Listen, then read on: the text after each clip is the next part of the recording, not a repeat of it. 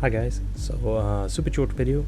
I just want to show you this neat little trick that not everybody might know of.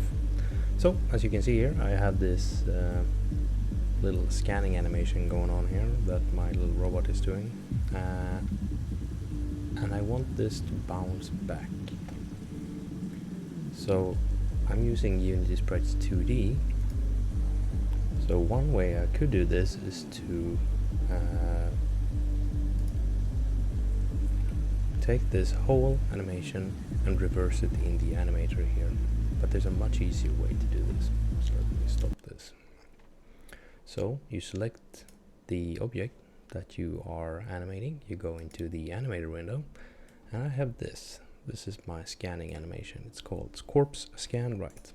I copy this, paste it. Now I have an exact copy of that animation. Up here, I set the speed of the animation. I set this to -1. Now, I do like this. I make it when this animation is finished, jump to this one. When this animation is finished, make a transition back to that one. What happens? Let's see.